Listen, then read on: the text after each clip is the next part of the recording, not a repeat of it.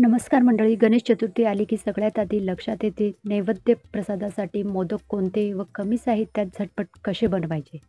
तुम्ही व्हिडिओत पाहतच असाल की जितके दिसायला सुंदर हे मोदक आहे तितकेच चविष्ट सुद्धा आहे. आणि अगदी 7 ते 8 मिनिटात हे मोदक तयार होतात. आणि हो, आपण चॅनलवर नवीन असाल तर चॅनलला सबस्क्राईब जरूर करा. तर चला मग बनवायला स्टार्ट करूया. तर येथे आपल्याला एक कढई घ्यायची. कढईमध्ये थोडंसं तूप घालायचं आहे, त्यामुळे चव जी असेल मोदकांची ती खूपच छान येईल.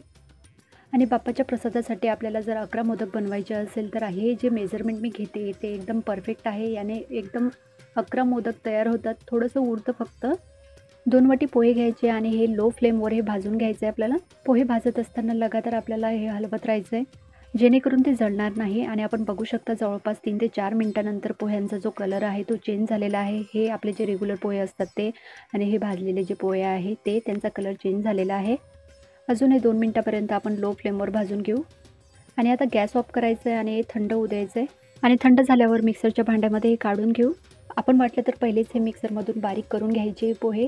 मी पोहे आणि गूळ एकत्रच वाटून घेते. 2 वाटी पोहे तर 1 वाटी गूळ हे प्रमाण वापरायचं आहे आपल्याला. या प्रमाणाने परफेक्ट 11 ते 12 मोदक होतात. थोडेसे ड्रायफ्रूट्स घालायचे आणि वाटून घ्यायचं आहे. आपण ड्रायफ्रूट्स घालू शकता, नाही घातलं तरी चालेल. तर हे थोडंसं जाडसर आहे, हे आपण परत वाटून घेऊ. यातच वेलची घालायची. वेलचीने टेस्ट खूपच छान येते. आणि हे मस्त बारीक वाटून झालेलं आहे. एका परातीत काढायचं आहे आणि परातीत काढल्यानंतर जवळपास 2 ते 3 चम्मच तूप टाकायचं आहे आणि तूप टाकल्यानंतर हे व्यवस्थित मिक्स करून घेऊया.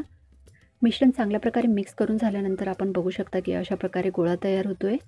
म्हणजेच आपण जे पोहे आणि गूळ वापरलेलं आहे त्याचं प्रमाण व्यवस्थित म्हणजेच परफेक्ट आहे. आणि यातच आपण आता बाइंडिंगसाठी दूध वापरणार आहे. दूध अगदी थोडं-थोडं वापरायचं आहे. येथे मी जवळपास 3 ते 4 चम्मच दूध वापरलेलं आहे. आणि दूध घातल्यानंतर गोळा तयार करून घ्यायचा आहे. दूध घालताना आपल्याला इथे हळूहळूच घालायचं आहे, म्हणजे जे मिश्रण जे आहे ते पातळ नाही होणार आणि मोदकांचा जो शेप असेल तो व्यवस्थित येईल. हा डो आता तयार झालेला आहे. जवळपास आपण हे 3 ते 4 मिनिटापर्यंत झाकून ठेवू. 3 ते 4 मिनिट झालेली आहे आणि आपण बघू शकता की मस्त असं हे मोदकाचं मिश्रण तयार झालेलं आहे. आणि अशा प्रकारे आपल्याला मोल्ड घ्यायचं आहे. आपल्याजवळ जर अशा प्रकारचं मोदकाचं मोल्ड नसेल तर आपण हाताने सुद्धा बनवू शकता. आणि ह्या साच्याला तूप लावायचं आणि तूप लावल्यानंतर थोडासा पिस्ता घालायचा आहे. पिस्तामुळे डेकोरेशन छान होईल मोदकाचं. मोदक म्हणजे काय आपल्यापैकी कोणाला माहीत आहे का? नसेलच माहिती. मोद म्हणजे आनंद आणि क म्हणजे कर्म, असा हा मोदक तयार होतो. आणि हो, चॅनलवर नवीन असाल तर चॅनलला सबस्क्राईब जरूर करा. अशा प्रकारे आपल्याला सगळे मोदक तयार करून घ्यायचे आणि आपण बघू शकता की हे मोदक किती छान आणि मस्त दिसत आहे. अगदी मार्केटमधून आणतो आपण तशाच प्रकारे. आणि एक गोष्ट लक्षात ठेवायची, जे मिश्रण आपण तयार करतो म्हणजे जो डो तयार करतो तो जवळपास आपल्याला 3-4 मिनिटापर्यंत झाकून ठेवायचा आहे, नाहीतर मोदक कचकच लागतील. आणि असेच सगळे मोदक तयार करून झालेले आहे. आणि गणपतीच्या प्रसादासाठी हे मोदक आपण नक्की ट्राय करून बघा. आणि पण बघू शकता की मोदक किती छान आणि मस्त दिसत आहे, अगदी मार्केटसारखे. आणि एकदम मऊसूत आणि तोंडात टाकताच विरघळणारे हे मोदक आहे. आपण नक्की ट्राय करा. आणि आपण चॅनलवर नवीन असाल तर चॅनलला सबस्क्राईब करा, व्हिडिओला लाईक करा, शेअर करा आणि सगळे मिळून बोला गणपती बाप्पा मोरया.